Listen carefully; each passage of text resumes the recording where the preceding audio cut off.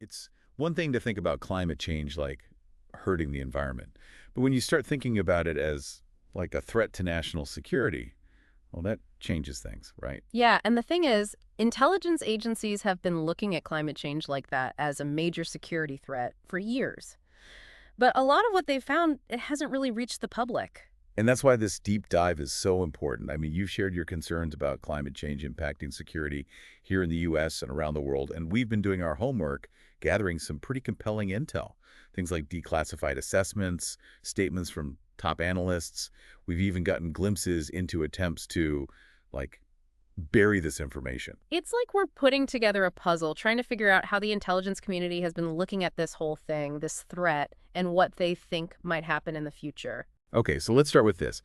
Back in 2008, a whole panel of intelligence officers put together this thing called a National Intelligence Assessment, an NIA, specifically on security implications of climate change. Now, you'd think that something like that would be public knowledge, wouldn't you? You'd think so, but the full report, still classified, even after all these years. Seriously, I mean, that's kind of unsettling. What are they hiding? Well, we do have a few pieces of the puzzle. We have some insights from Dr. Thomas Fingar. He was the lead author on that assessment. Okay. And he actually testified before Congress back in 2008 and shared some of the key findings from the assessment. Okay, so what did he say? What were they worried about back then? Well, remember those concerns you have about water scarcity in the Southwest? Uh-huh. Well, Dr. Fingar was flagging that as a major security risk way back in 2008. He also warned about more wildfires, and not just more, but more intense. Right. And then, of course, more powerful storms, threatening coastlines, the potential for those storms to damage critical infrastructure. Like, think about nuclear power plants or even military installations. It's like he was looking into a crystal ball, seeing all the headlines we're reading today. Exactly. And he didn't stop there. Dr. Fingar also talked about the potential strain on the military having to deal with more disease outbreaks, food shortages, land conflicts, and all those humanitarian disasters that, they just get worse because of climate change. So even back then, they were seeing climate change as something that could cause instability around the world. Absolutely. And what's even more, I don't know, I guess intriguing is the right word, is that there's more we don't know because that full report, it's still classified. So what else were they worried about back then? Yeah. And how have those concerns changed over time? It's like we're only seeing the tip of the iceberg. But, this whole thing, it reminds me of something else I read about the whole threat multiplier idea. Ah, yes. Right around the same time as that classified assessment, there was this group of retired generals. They released a report, and that term threat multiplier really took off after that. So break it down for me. What exactly does threat multiplier even mean? Okay, so think of it like this. You're trying to keep your budget balanced, but then, bam, unexpected car repair. That's climate change. It takes all those existing problems we have, like poverty, social tension, weak governments, throws a wrench in the works, makes everything harder to manage, and, of course, it makes conflict more likely. That's a great analogy. So it's not that climate change is creating these brand new problems, it's that it's making all the problems we already have so much worse. Exactly. Like, picture a country where water is already scarce. Okay. Then you add in a prolonged drought caused by climate change. What happens? Well, all that tension over those dwindling resources, it's going to escalate, right? Could even lead to conflict within a country or even between countries. It's a domino effect. Climate change is like that first domino to fall. That's a great way to put it. And if we really want to get a better idea of how the intelligence community has been handling this threat, we need to hear from someone who is actually in the thick of it, someone who's seen these assessments firsthand. You mean someone who is actually working on the inside? Exactly. And we have just the person, Dr. Schoonover. He's a former senior intelligence analyst at the State Department, and he offers some really valuable insights. Okay, I'm all ears. What does Dr. Schoonover have to say? Well, he's talked about how there's a certain hesitation within the intelligence community to fully acknowledge, I guess you could say, the role of the United States in contributing to climate change. Interesting. I wonder why that is. Is it because if we admit we're part of the problem, then we'd have to take more responsibility for fixing it? Hard to say for sure, but it does make you wonder, how politics might be influencing the way they analyze and talk about climate change, even within the intelligence community. That's a little concerning, isn't it? Sounds like maybe they're trying to downplay it. Well, that's exactly why Dr. Schoonover was really critical of the 2021 National Intelligence Estimate on climate change. He felt like they were focusing too much on geopolitical tensions and not enough on the direct impacts on the U.S. So he's saying they weren't being straight up about the consequences we might face here at home. Yeah, you could say that.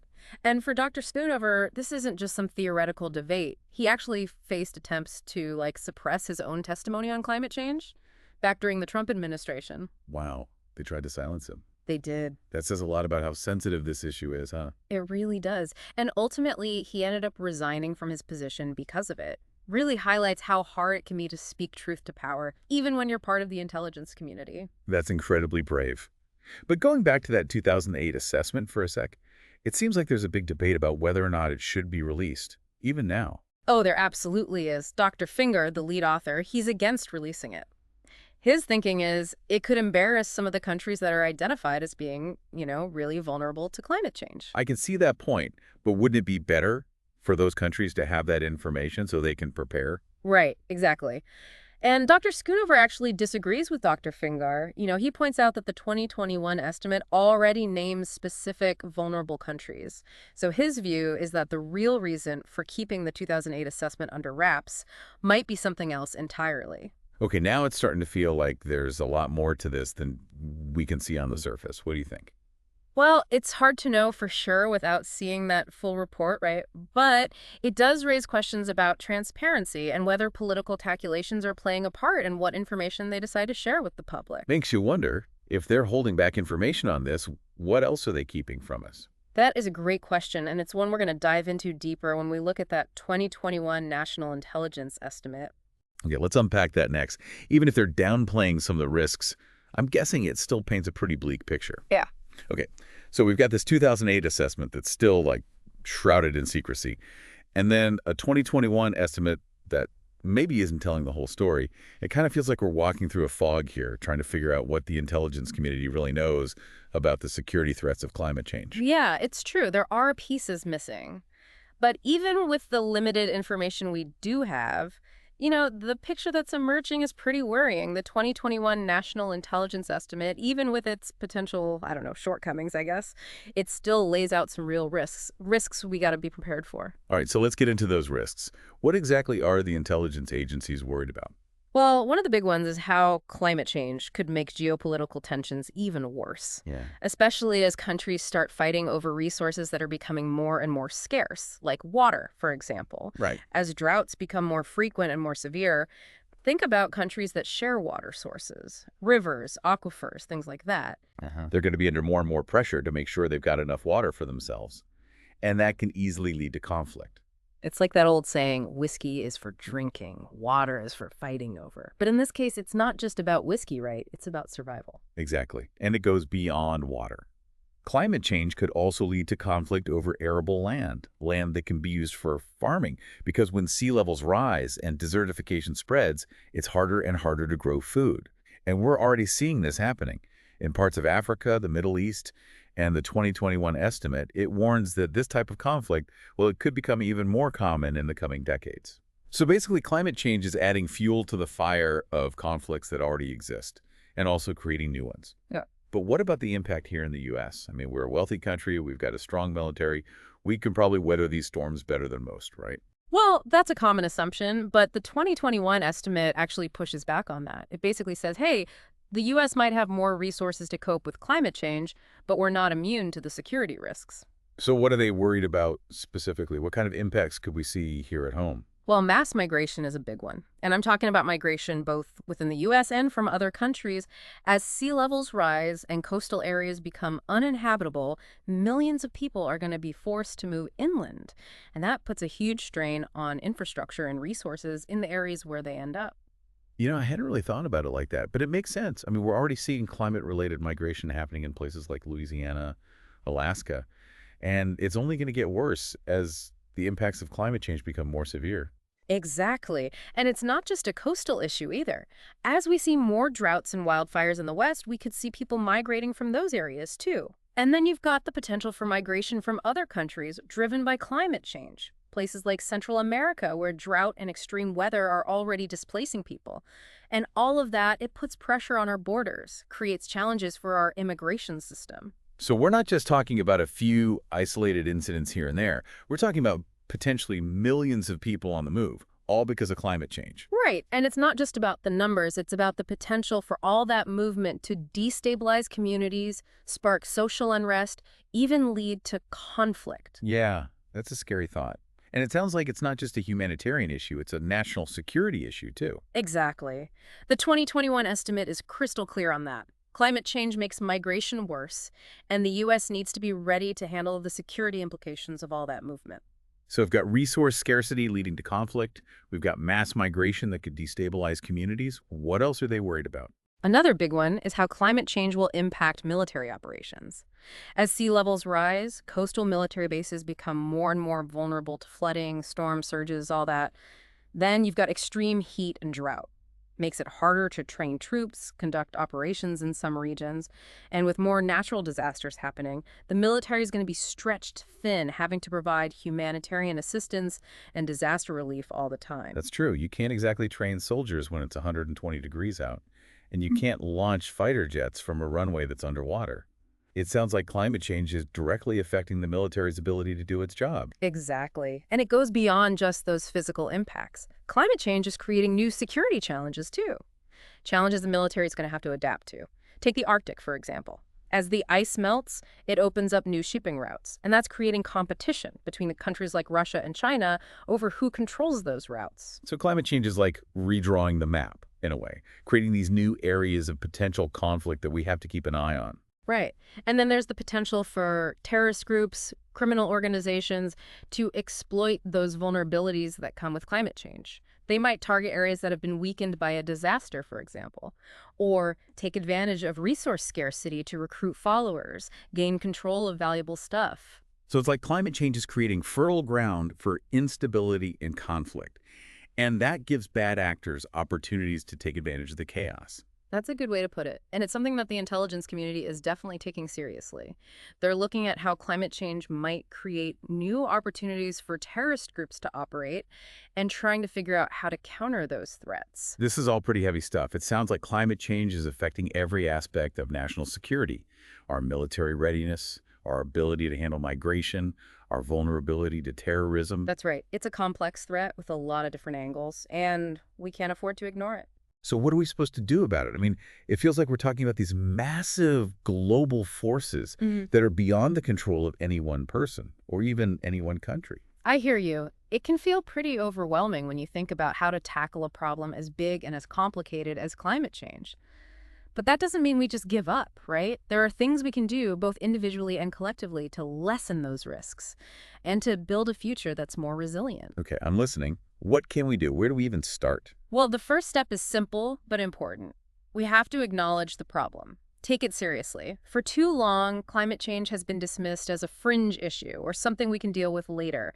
But the intelligence community is telling us straight up that climate change is a clear and present danger to our national security.